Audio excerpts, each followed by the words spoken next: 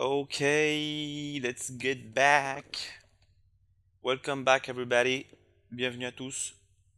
C'est reparti pour un nouveau tuto. Cette fois-ci, on va attaquer toujours sur Maya, les fluides, pour faire un effet connu de tous, l'effet de démarrage à toute vitesse qui crée de la fumée avec les roues qui dérapent. Je vous laisse admirer ce que nous allons aujourd'hui voir ensemble. Un tuto très facile, efficace à mettre en place juste avec quelques connaissances de base des fluides. Vous pourrez après modéliser ou plutôt transformer et avoir plus ou moins de fumée par rapport à ce que vous recherchez. Donc à tout de suite, on enchaîne pour la suite de ce tuto. Allez, on est sur Maya, on commence tout de suite. Donc moi, j'ai pris tout de suite voilà une voiture, un modèle de voiture qu'on peut trouver un peu partout. Vous pourrez prendre n'importe lequel, le principe sera le même et vous pourrez reporter ce que vous allez voir ici sur vos propres compositions. Donc on a notre voiture. J'ai fait une petite animation de la roue afin de la faire rouler, une animation de base, basique. On commence tout de suite par créer un petit cube qui va être notre émetteur. On va placer en dessous, hop.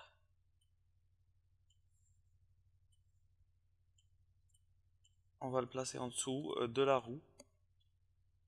C'est ce qui va permettre de, vous avez compris, hein, j'imagine, tout de suite, de provoquer cet effet de fumée. On va le placer comme il se doit, entre le plane, le sol, et la roue. Même si vous grignotez un petit peu sur la roue, c'est pas grave. On va essayer juste de le caler un petit peu correctement.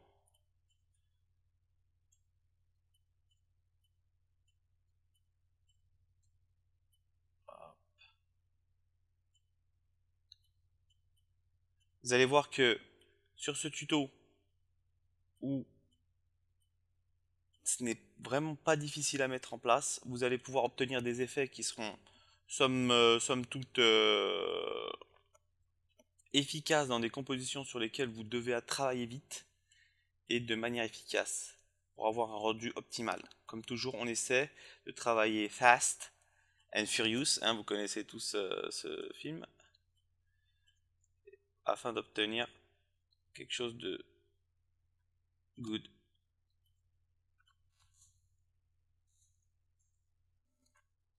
On passe sur la vue de face. On va arranger sur les côtés. Hop.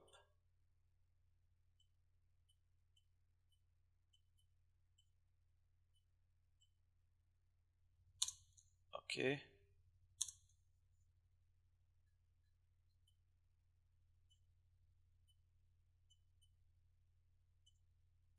On va juste lever un petit peu les deux aussi ici. On va prendre, lever un petit peu. Voilà. Celui-là. Maintenant. Le caler de cette manière. Et celui-là, on va l'avancer un petit peu. Voilà. Ok. Oh putain, c'était l'inverse. Ouais, j'étais de l'autre côté, donc j'ai pas fait attention. C'est pas grave. Hop. On va le décaler de l'autre côté. Voilà. Tout simplement. Et hop. On va le décaler là. Et, ouais. Et moi, comme par hasard, j'ai pas sélectionné. J'ai sélectionné cela alors qu'il fallait pas. Et voilà. Ok. Hop. Voilà. Donc suite à cela, on va avoir besoin d'un cylindre qu'on va caler au niveau de la roue. Ça va être important car c'est ce qui va permettre de pouvoir avoir cet effet qu'on aura autour de la roue, c'est-à-dire que la fumée va se prendre dans la rotation, l'animation de la roue, et ça va créer justement cet effet burn-out. Hop, on va le caler comme il se doit. On va essayer de le caler au centre de cette roue. Donc, j'ai un petit script qui est utilisé, qu'on peut trouver sur le site de Director Studio, de Craft Director Studio. Comme ça, on sélectionne notre polygone, notre cylindre, on sélectionne la roue et hop, je clique dessus et ça l'aligne directement au même centre. Comme ça, hop, je peux l'agrandir. Je vais l'avancer un petit peu. Je vais augmenter le rayon pour que ce soit nickel, nickel chrome. Hop, je vais sélectionner les faces parce que tout ça, j'ai pas besoin.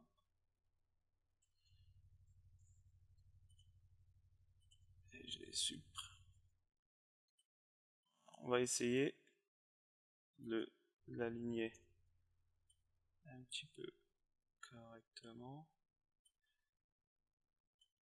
Ah, mince.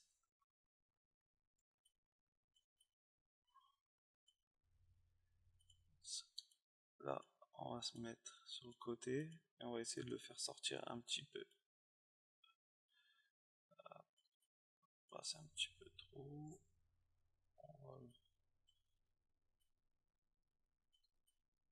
Voilà. Comme ça, je pense que ça devrait le faire. Et c'est bien si ça, on va le baisser un petit peu pour que ce soit un peu dedans, que tout ça s'entrechoque. Vous allez voir après par la suite.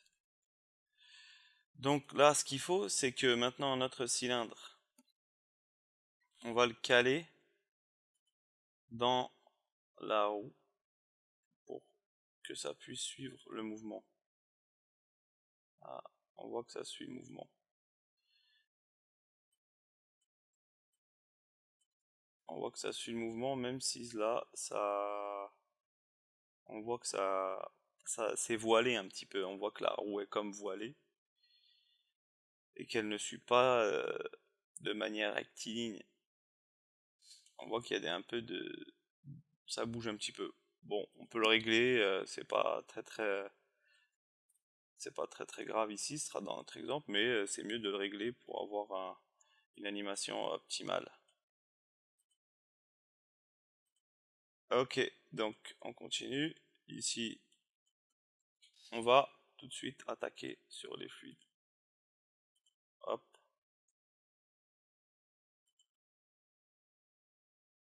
J'ouvre une boîte de fluides.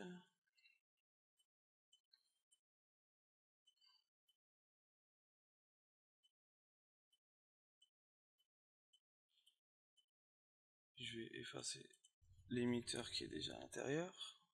Je vais sélectionner la boîte, puis l'émetteur ici, le P-cube, qu'on va renommer en émetteur fumée. De la roue plutôt. On va sélectionner la boîte, puis celui-là. Aller dans les fluides. Fluid from object. Donc on va prendre le sol, le mettre en make collide, bien sûr. Pardon, j'ai pas sélectionné la boîte de fluide. Hop, make collide. On va faire la même chose pour ce qu'on a créé, le cylindre qu'on a créé autour de la roue. En utilisant la boîte de fluide, on le sélectionne et make collide. Maintenant, si on lance une petite animation, on voit que il y a les fluides qui se créent. Bien sûr, la résolution est de 10, donc forcément, ce n'est pas top top. On va tout de suite changer les réglages pour pouvoir avoir quelque chose de beaucoup plus réaliste, de beaucoup plus esthétique. On va augmenter juste un petit peu pour pouvoir faire nos essais. Hop, ici, comme ça. On va laisser la gravité telle quelle. On va augmenter juste un petit peu le damp. Substep, le mettre à 3. Solver quality à 150. All grid, bien sûr, on n'oublie pas de sélectionner all grid et de cocher la case emit in substep.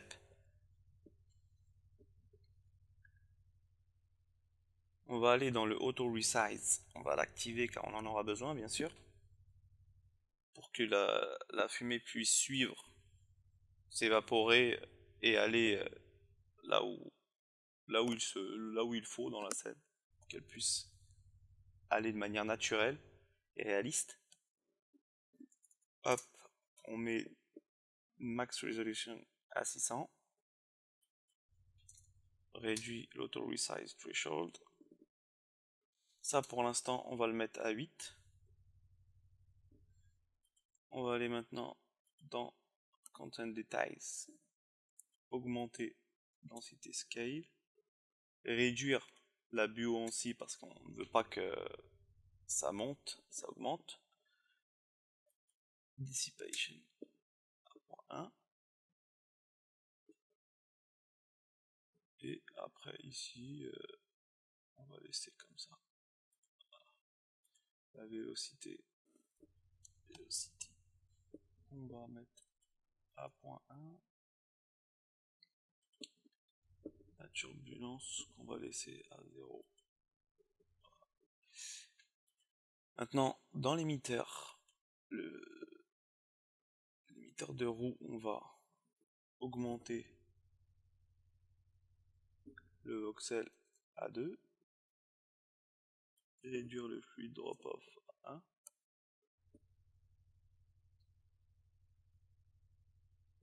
On va utiliser le fluid emission turbulence, le mettre à 3, augmenter le turbulence speed, enfin plutôt le réduire à 0.1, et on va augmenter à 0.2 le fluid emission turbulence. On va maintenant mettre dans emission speed le replace. On met 0.5 sur l'inherit velocity. J'ai un super accent, vous avez pu le remarquer bien sûr, qui est assez médiocre. Hop, on réduit le normal speed. On augmente ici directional speed. On met à 0 le direction X. On laisse Y à 0 et là on met -1 pour le Z.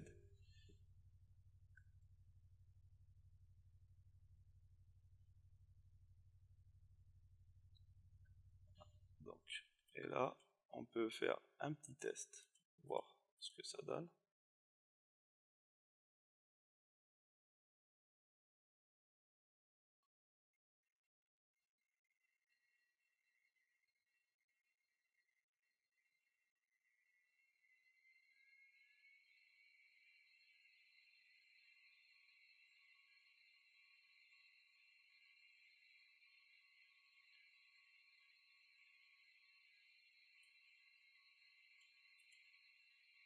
Ok, donc on voit que ça commence à prendre forme. Bien sûr, ici la résolution est assez faible, donc elle ne permet pas de pouvoir avoir un visuel assez correct. Donc ce qu'on va faire, juste ça, le baisser un petit peu, peut-être ne pas trop le laisser dans la roue. On va peut-être le réduire encore un peu.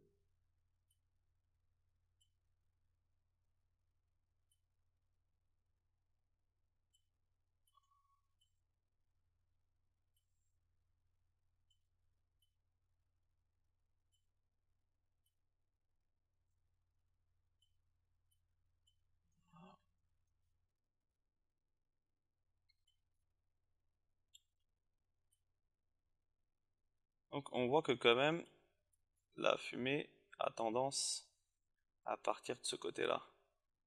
Donc ce qu'on va faire, on va ajouter un field solve, un volume axis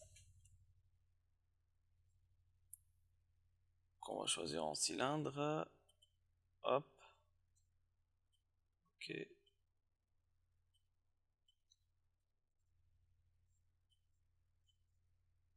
On va faire une rotation à 90 tout de suite.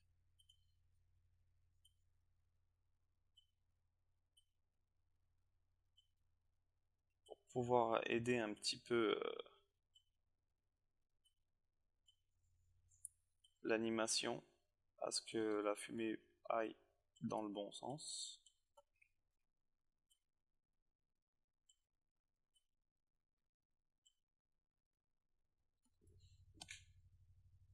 On va augmenter ici à 10. Away 0. Ici, on va mettre un moins 1, ou plutôt A plus 1, car on veut que la fumée aille dans ce sens. Ici, on va mettre un 0. Directional speed à 5. 0 ici. 1. On va laisser pour le reste comme ça.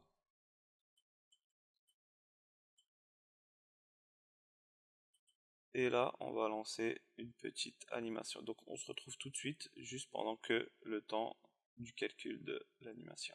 A tout de suite.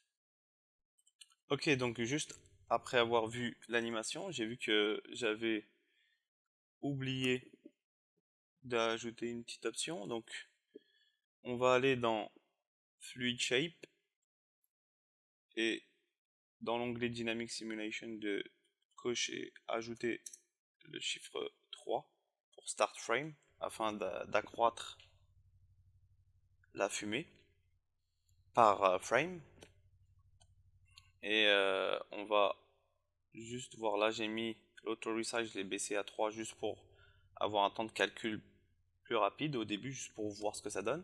Mais après, on va l'augmenter car plus la fumée va s'évaporer, plus l'auto resize margin sera important et donc il faudra l'augmenter. Voilà, donc ici on voit que la fumée est un petit peu transparente, notamment c'est parce que la résolution est assez faible et aussi on peut aller dans les shadings pour l'instant voir et réduire un petit peu cette valeur pour que on puisse voir ce que cela donne. Donc voilà, je vais lancer une petite animation, lancer un petit play blast afin de voir en augmentant, je vais juste augmenter un petit peu les valeurs pour voir ce que ça donne. Et on se retrouve tout de suite. Je vais juste lancer quelques frames et on se retrouve tout de suite. Ok, donc après avoir lancé quelques frames, on retrouve le résultat escompté. Quelque chose qui peut être pas mal, donc j'ai augmenté juste un petit peu la base resolution. J'ai laissé pour l'instant l'auto resize margin à 3. Donc là, on va faire le petit calcul. Vous allez voir que la fumée suit la roue. J'ai mon PC qui est un petit peu lent forcément quand je suis en train d'enregistrer la vidéo, donc c'est un petit peu lent au calcul. Mais ça part comme on le souhaite. Ça part comme on le souhaite, comme on l'a ici dans notre exemple précédent.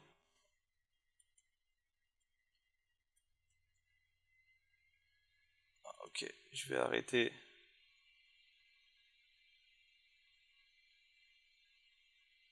Le calcul. Donc si vous souhaitez avoir une résolution beaucoup plus importante, là on peut par exemple déjà enlever les deux afin de voir après le calcul sans les deux émetteurs. Vous pourrez pour votre rendu faire inscrire une résolution beaucoup plus importante pour avoir une qualité d'image et une qualité du fluide vraiment meilleure.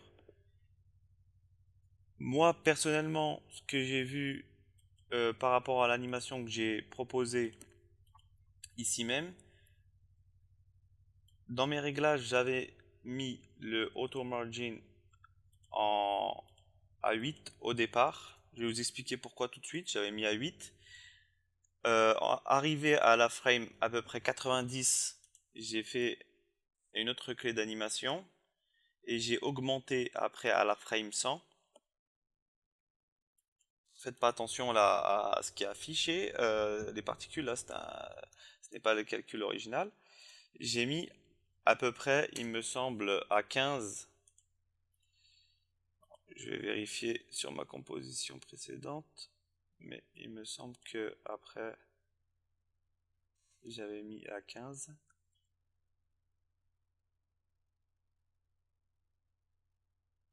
On va le laisser un peu charger. Pourquoi? Tout simplement parce que une fois que la fumée va prendre sa place